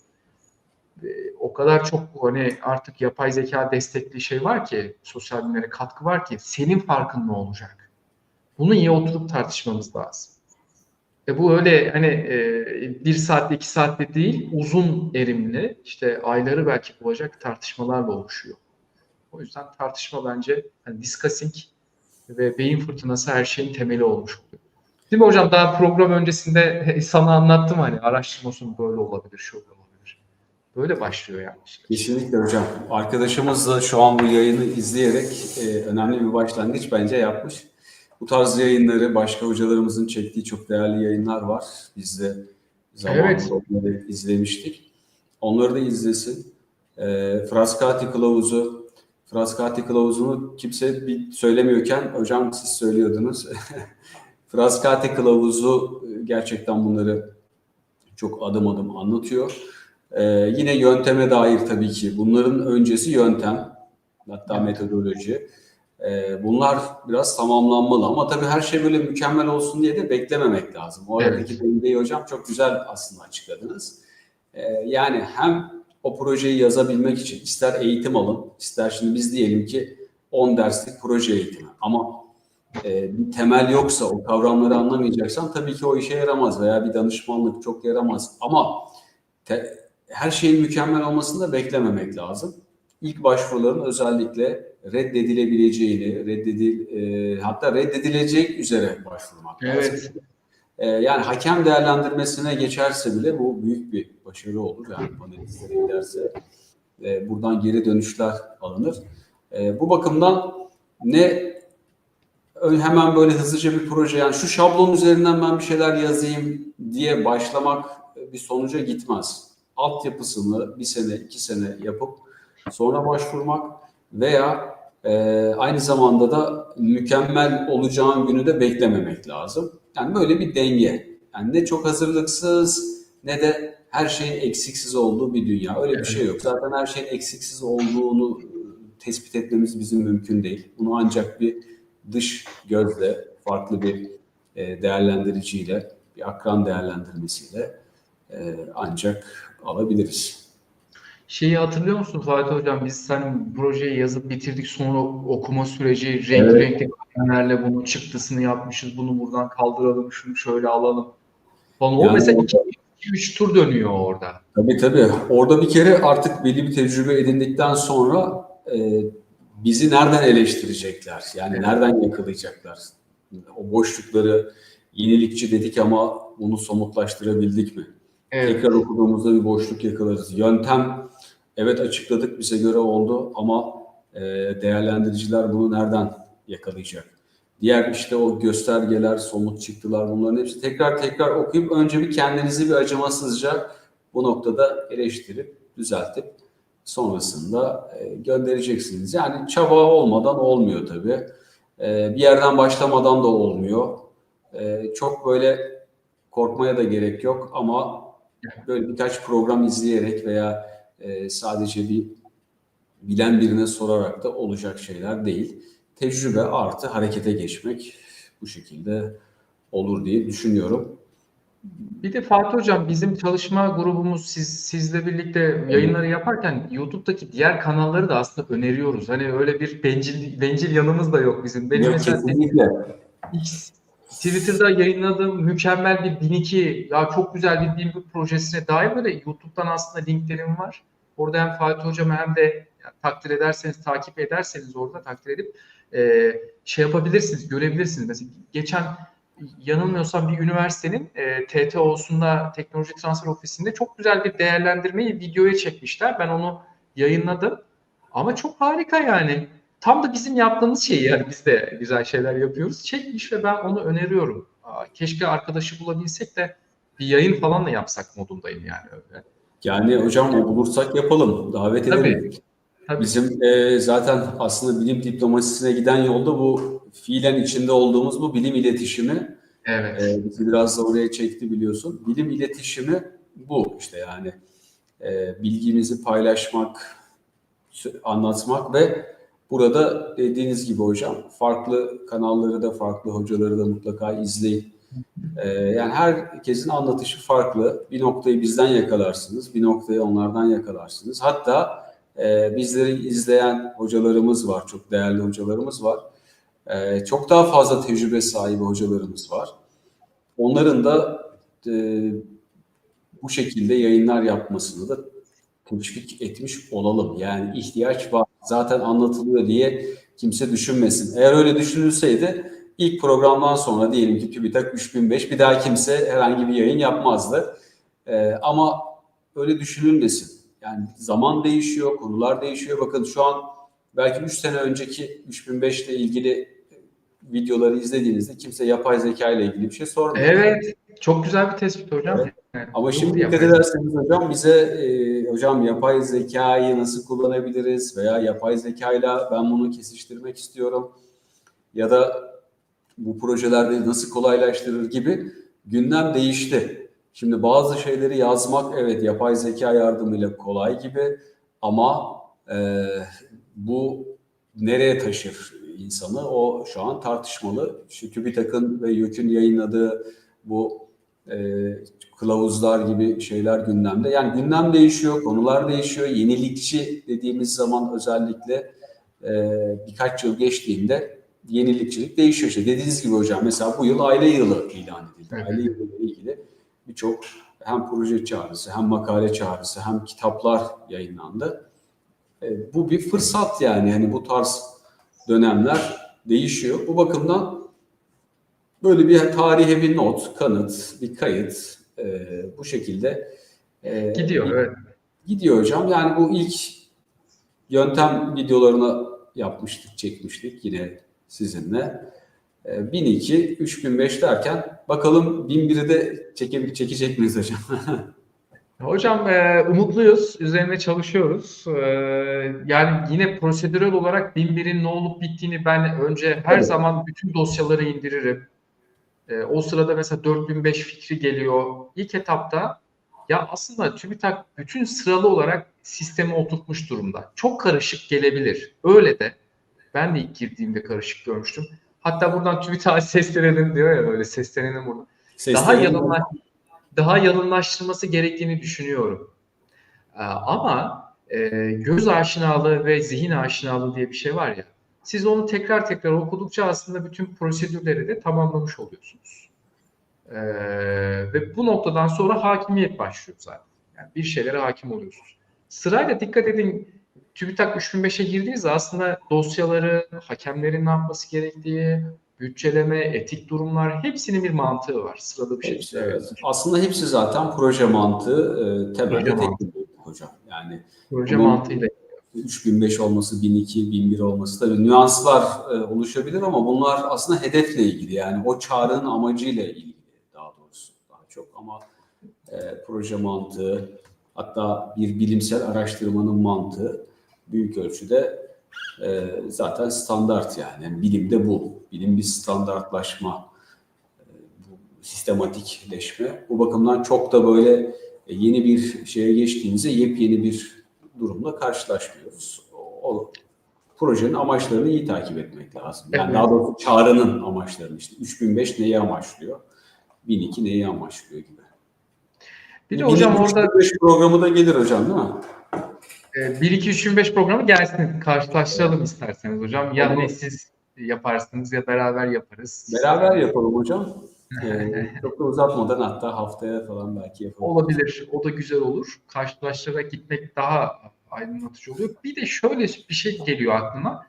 Etrafımızda tabii ki proje almış hocalarımız oluyor. Onlardan yani proje konusu bağlamında değil de nasıl yazdıktan ziyade yazma çabasını belki deneyimleyebilirsiniz. Çünkü onun yazdığı onun, bizim yazdığımız bizim Ar-Ge çalışmamız. Know-how bize ait. Şimdi siz onu alıp kendinize uyarladığınızda belki işlemeyecek. Yani işlemeyebilir. Çünkü kurgu tamamen bizim kendi entelektüel background'ımızla alakalı bir şey kurgu.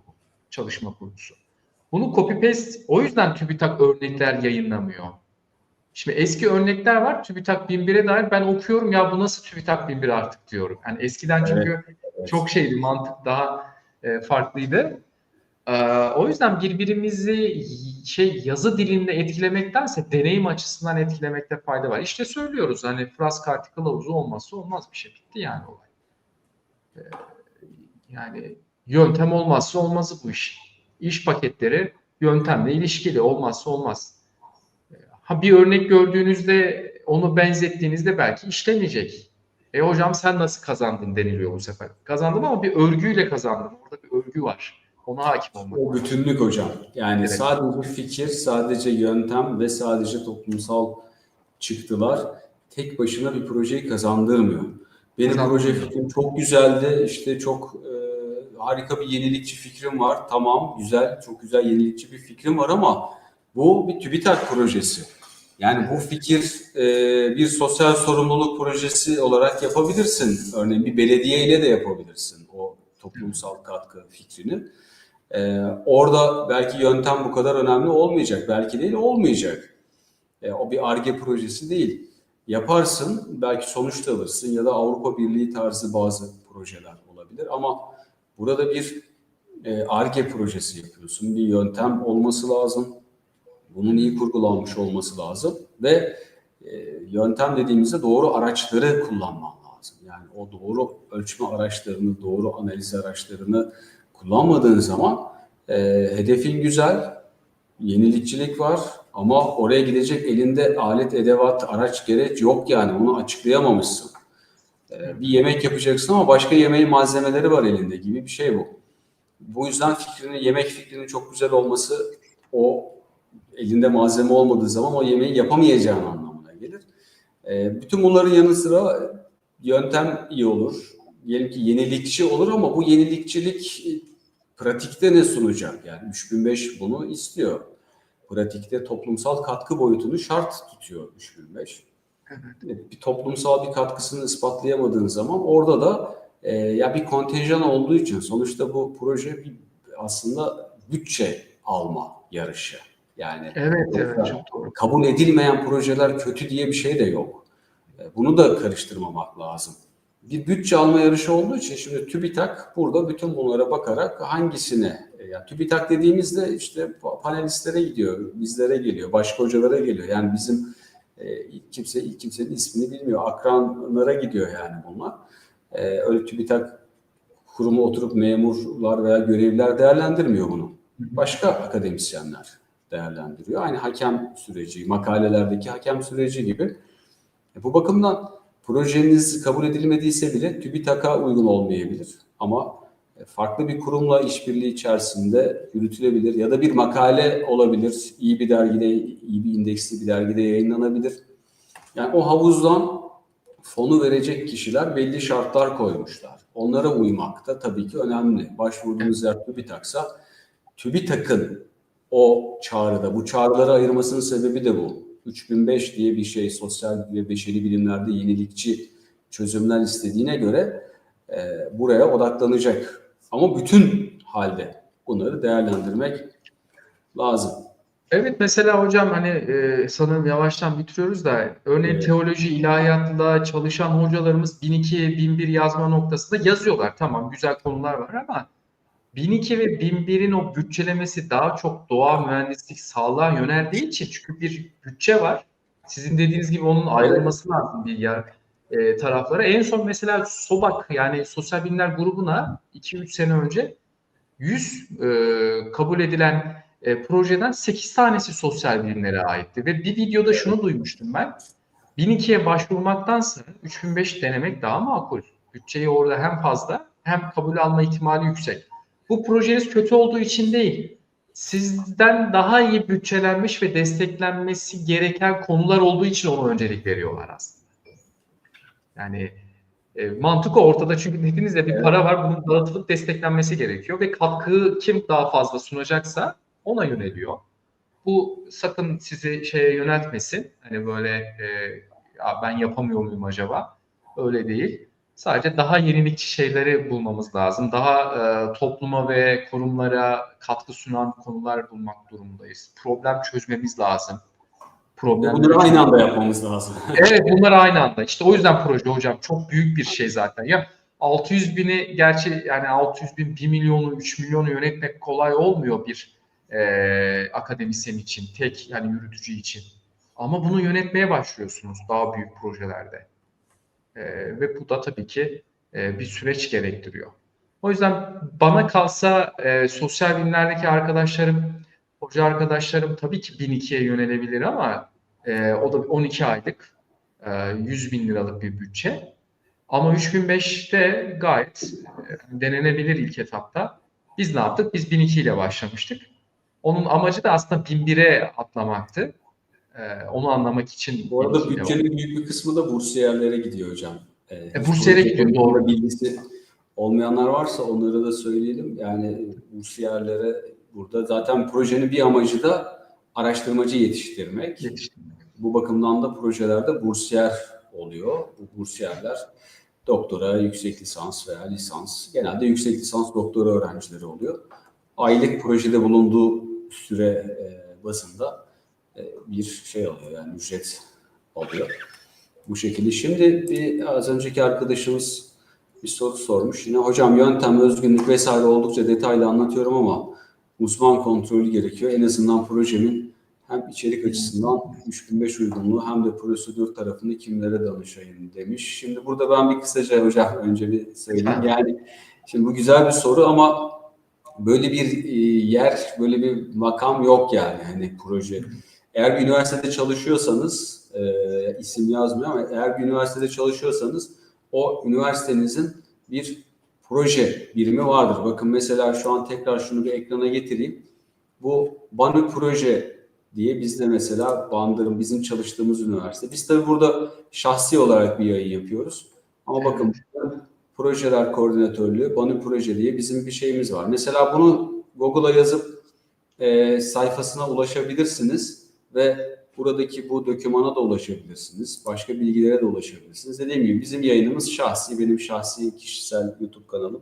Bir kurum temsiliyeti yoktur, onu da vurgulayalım. Kanalımda da yazıyor ama burada kendi çalıştığımız üniversite aynı zamanda çok güzel bir birimi de var. Bu tarz birimler üniversitelerde söz konusu. Eğer bir üniversitede çalışıyorsanız sizin üniversitenizde de çok büyük ihtimalle böyle bir proje birimi, projeler koordinatörlüğü, proje birimi ve benzeri şeyler var. Bilimsel araştırmalar, proje koordinatörlüğü gibi çeşitli adlar da oluyor. Buralara danışabilirsiniz. Bunun dışında deneyimi olan farklı kişilere danışabilirsiniz. Hatta hiç proje yapmamış olsa bile ya yöntem bilgisine özellikle güvendiğiniz, iyi dergilerde makale yayınlayan tanıdıklarınız varsa, yani arkadaşlarınız, hocalarınız, kendi danışmanlarınız, ders aldığınız hocalar, bunlara danışabilirsiniz. Bunun dışında işte hani profesyonel eğitimler tarzı şeyler de tabii ki olabilir. Onları da hani biz planlarsak duyuracağız. Ama bunun dışında bazen şöyle de oluyor. Bana kendi adıma konuşayım bu noktada. Yani mail yoluyla birçok soru geliyor. Ya maalesef onlara çok cevap veremiyorum. Evet. Cevap verememe sebebim birçok yoğunluğum, ders yükü yoğunluğum söz konusu. Bütün hocalarımız böyle. Bu kalite akreditasyon, hocam söyledi az önce, bu tarz işte süreçler var şu anda. Bunlar çeşitli birimlerde görevlerimiz olduğu için bunlara çeşitli vaktimiz gidiyor. Üniversitelerin komisyon ve benzeri görevleri var. Yine bilime katkı olması açısından işte TÜBİTAK proje değerlendirilmesinden bilimsel dergilerin ulusal ve uluslararası hakemlik değerlendirmeleri, lisansüstü öğrencilerimiz, lisansüstü danışmanlık yaptığımız öğrencilerimiz, kendi yayınlarımız, bir yandan sadece proje yapmıyoruz. Makale, kitap, bildiri, konferans, bunlar var. Kendi kişisel yani hayatımız, aile hayatımız, birçok sorumluluğumuz, bütün bunlar varken yani maalesef sizlerden mail özelinde gelen durumlara çok cevap veremiyorum. Çünkü cevap verememe sebebimiz şu: bu projenin üzerine oturup çalışmak lazım. Yani bir danışmanlık yapmak lazım. Bu da ciddi bir süreç. Tek seferde yapılabilse onu da yapayım yani veya hocam da yapsın ama tek seferde senin olayın budur diyemiyoruz. Oturup belki saatlerce bunu konuşmak, size bunu sormak, tam olarak amacı, kapsamı, neden bunu seçtiniz, bunun analizini yapmak gerekiyor.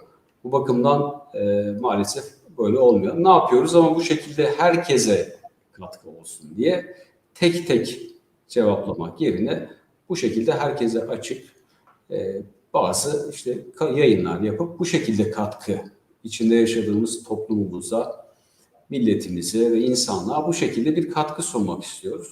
Bunun ötesi de maalesef elimizden gelmiyor. Tabii hocam. Yani güç de yetmez, zaman da yetmiyor hocam, değil mi? Mümkün değil. Bir de özel hayat var. Çocuklarımız da var değil mi hocam? Yani sonuçta Evet, tabii hocam. Aile hayatımız, çocuklarımız işte. Hayat, sorumluluklarımız birçok şey söz konusu. Vakit de yetmiyor. Çünkü sosyal medyada sınır da yok. Yani bu videoları sonradan da çok izleniyor. Oradan bir şekilde üniversite mailimiz falan bulunuyor. Çok kolay bir şey. Mail geliyor. Bazen Instagram gibi platformlardan da eklenip soruluyor. Yani zor maalesef. Hani bilmiyorum, ümidinizi kırmayayım. Şansınızı yine deneyin. Bazen yani yanıt veriyorum ama çok genel geçer. İşte bu formalite hani kırılmasınlar diye bir yanıt dönebiliyorum ama içeriğinde çok bir şey olamıyor maalesef, söyleyeyim. Mehmet Ecevit, bizim Mehmet Ecevit Hoca herhalde. Olabilir diye tahmin ettim. Hocam belki de başka bir isim benzerliği de olabilir. Hocam bütçeyi düşük tutmak bir avantaj sağlar mı? Pazarlama mantığı ile hakemler fiyat performans mantığı gidiyorlar mı? Bu arada güzel bir yanıt. Evet hocam diyor. Mehmet Hoca da onayladı. Tabii bizim üniversitemizde değil artık ama olsun. Bizim mesai arkadaşımız da hocamız. Hocam güzel bir soru sormuş. Tam pazarlama mantığı. Alana uygun. Bütçeyi düşük tutmayın. İnanın Pazarlama biliminde geçerli ama TÜBİTAK'ta geçerli mi Emre Hocam? Bununla ilgili şöyle bir hocamız da ben 1-2'yi falan izlerken şey demişti. Bütçeyi aman ha düşük tutmayın. Çünkü biliyorsunuz ki yani hayat şartları, fiyatlardaki değişiklikler vesaire. Bakın biz kabul almamıza rağmen halen daha sözleşmeyi Aralık'ta belki yapacağız. Ve Aralık ayı, Ocak ayı geldiğinde projeye başladığımızda şey olacak. Hani o fiyatladığımız ürünler falan büyük ihtimalle fiyatları değişecek ve bütçede daha aşağı kalacağız. Peki ne olacak? Bütçe yazabilirsiniz ama bütçenin içerisine mesela bilgisayar falan yazmayın. Buna gerek yok. Fakat ihtiyaç duyduğunuz bir şeyin fiyatını üst yazabilirsiniz. Bunu da herhangi bir şey kanıtlamak şartıyla tabii o proformalar falan isteyeceklerdir. Ee, Yani şöyle söyleyeyim, örnekle gitsin. Ben 1002 zamanında bu verilerimi doğal olarak verileri yedeklemem lazım. Çünkü mülakatlardan elde ettiğim ses kayıtları ve buna benzer dosyaları yedeklemek için bir harici diske ihtiyacım vardı. Ve o dönem yani yazdığım 1,5-2 sene önceki dönemde ortalama 750 liraya çok gayet makul bir şey alınabiliyordu. Şu an 750 liraya bir harici disk, makul bir disk alamıyoruz. Öyle düşünün. Keşke diyorum daha üst yazsaydım. Şimdi o zaman bilmiyordum ya yani öngörememiştim bunu. Çünkü süreç ilerledikçe oradaki fiyatlar da artıyor. Haliyle bütçeyi üst yazabilirsiniz. Hakemler buna takılmıyorlar. Zaten hakemlerin önüne bütçe sayısallığı değil de uygunluğu göz önünde bulundurup yorum yapıyor. Yani hani sen neden buna 3.000 yazdın, buna niye 10.000 yazdın tarzı bir şey değil. Mesele o değil. Ee, Ama bütçeyi bence biraz fazla yazmakta fayda var. Tabii şey uçmamak kaydıyla. İşte ama bilgisayar yazmayın, yazıcı yazmayın. Onu çünkü mümkün olduğu kadarıyla bulunduğunuz kurumlardan kullanmanız bekleniyor. Fakat sarf olarak kağıt yazılabiliyor gibi ya da toner yazabiliyorsunuz gibi. Onları belki yazılabilir. Yani orada da yine hocam aslında bir fiyat performanstan ziyade tam geçerli bir bütçe oluşturmak değil mi hocam? Yani Evet. neyse tabii şimdi bilgisayar zaten kurumunda var diyor. İşte farklı şeyler. Hani bunlar tekrar anlamı yok ama seyahat gideri, araştırma ile ilgili veri toplama, diğer giderler, bursiyer giderleri gibi tam olarak bütçe bu projeyi sürdürebilecek proje. Çok düşük olursa o da gerçekçi olmuyor. Evet hocam. Hani kabul edileyim gibi bir algıya yol açabiliyor diye bazı hocalarımızla da ben zamanında böyle bir istişare etmiştim. Yani sırf hani proje kabul şartları da var ya, üniversite diyor ki işte bizim üniversitemizde de var. Neredeyse bütün üniversitelerde bugün bir TÜBİTAK projesi veya dış paydaş dediğimiz Avrupa Birliği ve benzeri proje kabul şartı var akademik yükseltmelerde. Yani yeter ki oradan kabul edileyim ama az bütçeyle razıyım gibi bir görüntü oluştuğunda da orada da yine tam birbirini karşılamama gibi bir durum söz konusu oluyor. Yani aslında burada belki pazarlama bilimine tabii çok hakim değilim ama o fiyatı evet tam tutunduracak, maliyeti de karşılayacak bir şey oluşturmak gerekiyor. Bu Ama arada yani Mehmet Hocam'a teşekkürler. O da iyi yayınlar, yayın güzel sağ gidiyordu. olun. Ama puanlamaya dahil edilmiyor. Yani o projenin puanlamasında Bu bütçeleme yok. önemli. Fakat Evet. görüş uygunluk olarak bir görüş belirtiyor hakemler, yani uygunluk değildir, bu olabilir. Bu arada Evet. ekleyelim. Ek ödenek talep edebiliyoruz yine o proje yönetim sisteminde. Ama bunu da gerekçelendirmemiz lazım. Hatta e-imza ile imzalayıp gönderiyoruz. TÜBİTAK bunun toplantısını yapıyor. Sonra bize tekrardan feedback veriyor yani. Gözde Aslan'ın bir sorusu daha var hocam. Buna da cevap verelim. Sonrasında programı kapatırız zaten. 1,5 Tabii ki. saat oldu. Hocam proje yazım dili bazen makale yazım diline yaklaşabiliyor şeklinde bir yorum duymuştum. Belki de sizlerden duymuş olabilirim diyor. Aradaki farkı nasıl değerlendirirsiniz? Yani proje yazım dili ile makale yazım dili arasındaki fark. Ee, Çok da %100 bir fark olduğunu söyleyemeyeceğim. Zaten dedim ya, SSCI Q3 seviyesinde bir dille aslında kurgulanması gerekiyor. Farklar şu belki de, araştırmada siz hani İmrat tekniği diyor ya, introduction, işte bir metodoloji var, results'lar var, sonra da conclusion yapıyorsun, tavsiye bulunup bitiriyorsun. Onun dili çok mekanik, daha nicel bir boyutta düşündüğümde. İşte bulgularım var, sonuç yazıyorsun. Ama projede sizden ekstra istenen şeyler var. İşte o dil burada farklılaşıyor. Siz onu kalkıp makaleye falan koyamıyorsunuz. Nedir o? Yenilikçi yönü ne olacak? Kısa orta vadede kazanımların ne olacak? Bunu kalkıp makalenin diline ya da makalenin yapısı içerisinde bunu ekleyemiyoruz doğal olarak. İşte orada farklılaşıyor ama yine de o nesnel objektiflik, ampirik alanda durma, çünkü hani bilimin doğası ampirik alanda duruyor ya, ve 1001, 1002 tarzı ve 3005 tarzı projelerle yine o alanda durmamızı istiyor. Yoksa biz afaki şunu yapacağım, bunu yapacağım. Tamam da neye göre onu yapacaksın? Hangi delil seni ona yönlendiriyor? Hangi literatürdeki boşluk seni o problematiği bulmana yönlendirdi de bir araştırma sorusu ürettin? Yine makalenin araştırma makalesinin dilini buraya aktararak daha detaylı o dili kurgulayıp proje alanına götürüyorum. Tabii ki projelerde bazen edilgenlik kullanılıyor, değil mi? Öyle şeyde, makalelerde, yurt dışında çok değil ama bizim Türkiye'de biraz edilgen bir dil falan da kullanılıyor, öyle yerleşmiş. Fakat projelerde bu edilgenliği kullanmayabilirsiniz. Hedefimiz bu yapılacak değil de yapacağız da denilebilir. Ama günün sonunda ben çok riske girmek istemediğim için yine edilgenliği de kullanıyorum. Hani bunu o dil açısından da söyleyebilirim. Bu yapılacak, şu edilecek, buna ulaşılacak.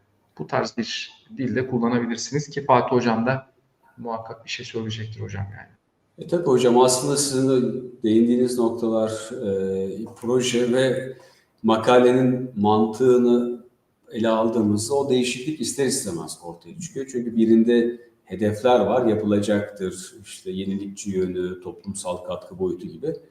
Makale ise bir araştırmanın raporlaştırılmış hali. Zaten bir rapor, bir sonuç, bir özet değil. Diyelim ki bir dergi, bazı dergiler özel sayı kabul ederken önce bir özet istiyorlar, bir abstrakt istiyorlar. Orada diyorsunuz ki şunları yapacağım gibi şey yapabiliyorsunuz. Aslında proje daha çok sahada olan bir şey olduğu için önce bir o niyet işin içerisinde var ve bunun nasıl gerçekleştirileceğini inandırmak, ispatlamak durumundasınız. Ama makale zaten bitmiş. Bir araştırmayı yapmışsınız, verisini toplamış, raporlamışsınız, sonuçlamışsınız ve bunu yapmak için de genellikle de bir yerden de fon alınmıyor. Evet, alalım. bir rapor, bir bilimsel rapor haline, sonuç haline getirilmiş bir eseri gönderdiğiniz için sonrasında değerlendirmeye gönderiyorsunuz. Yani makale artık bitmiş, değerlendirmeye gönderiyorsunuz. Projede başlayacak bir şeyin onayını almaya çalışıyorsunuz. Bu bakımdan dil burada değişiyor. Yoksa akademik üslup veya akademik yöntem değişmiyor. Yani Değişmiyor. literatürde Doğru. olsa, şeyde olsa hepsi söylediğiniz sistemde oluyor. Burada güzel sorular da gelmiş oldu hocam. Yani biraz daha burada makale teoride de kalabilir ama proje Evet. sahada. Yani her Sahada. zaman Doğru, çok doğru. Çok çok güzel söyledin hocam ya. Bizi sahaya davet ediyor.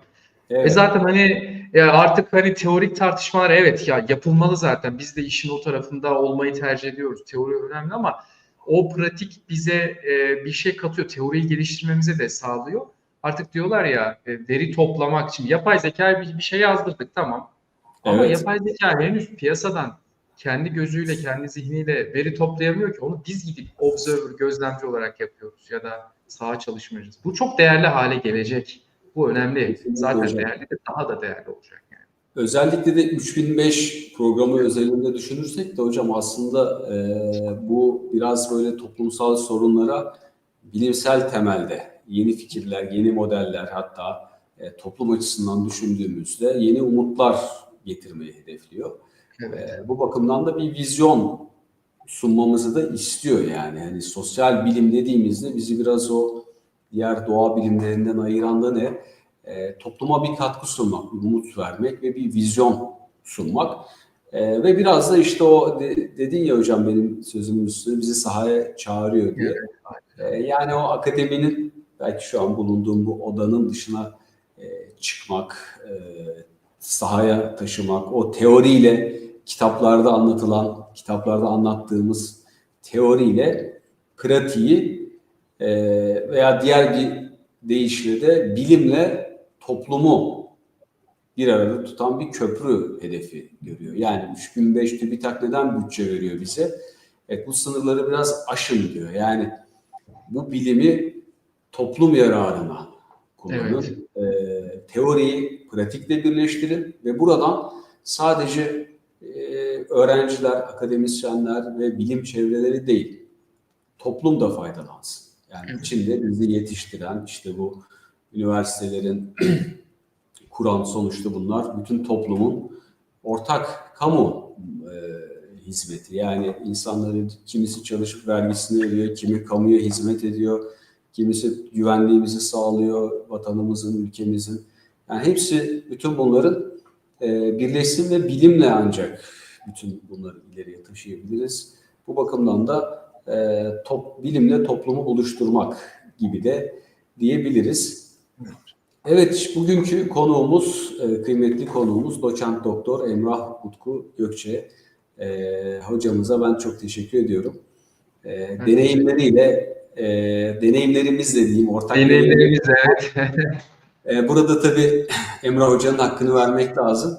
Estağfurullah. Bu konularda öncü, yani bizim çevremizde öncü bir hocamız ve bizlere de katkısı, desteği çok, işbirliği de yapıyoruz.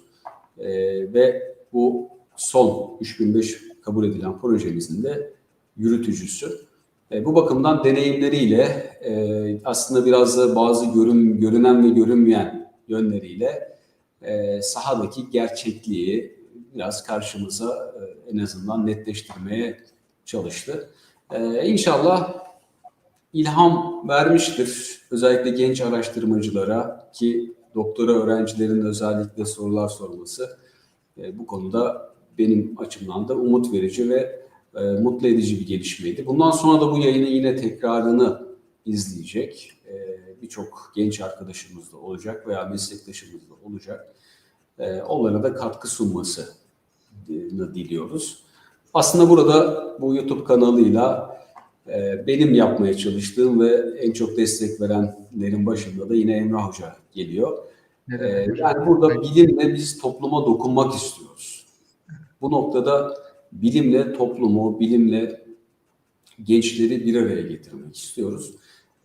Gönül ister ki bunu çok daha sık yapalım, çok daha fazla yapalım.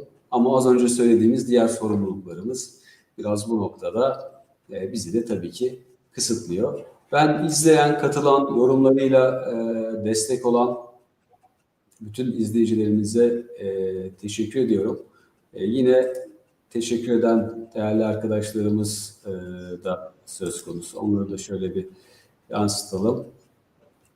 Bunlar da tabii bu tarz teşekkürler de bizim motivasyon kaynağımız diyelim. Öyle değil mi hocam?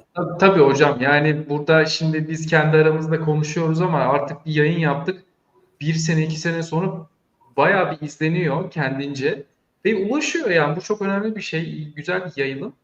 Artık o noktadan sonra bir iki kişiyle başlayıp daha sonra çok kişiye dönmesinin sayısal anlamda bir şeyi olmuyor. Hani ne güzel, artık bir kişi, iki kişi izliyor, üçüncü oluyor, dört oluyor. Bunun mutluluğu var. Bir de son söz olarak kendimce biraz bölmüş de gibi oldum. Sevgili arkadaşlarımız bizi şey zannetmesin, böyle fil dişi kulelerine çekilip ya şunu yapacağız. Hayır, biz inanın bu fikirlerimizi en rahat olduğumuz alanlarda çay içerken yapıyoruz aslında. Yani o kadar hani büyük böyle işler yaptığımız, evet tabii ki yani kendimizce bir şeyler yapıyoruz ama onun büyüklüğünü küçüklüğünü tabii tartacak bir şey yok. Fakat İngiltere'de bilim nasıl gelişti? Kafeler de gelişti günün sonunda. Avrupa'da da böyle oldu. Yani o Viyana Circle'ı falan, kahve içerken, çay içerken orada biz o küçük vakitlerimizi işte buna çevirerek böyle geldiğimiz nokta bu oldu valla. Spillover efekt hocam, yani kartopu etkisi oldu yani. Çok güzel değindin hocam. Kesinlikle ve bunu da böyle dijital çağın imkanlarıyla, yani YouTube'da her şey var. Çok boş insanın hayatta yani enerjisini sömüren birçok şey de var. Bu tarz faydalı çalışmalar da var.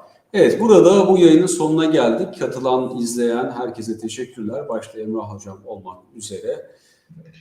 Katkı sunan, yorumlarıyla da katkı sunan herkese teşekkür ediyoruz. Bu tarz programları yapmaya devam edeceğiz. Bizi takipte kalın.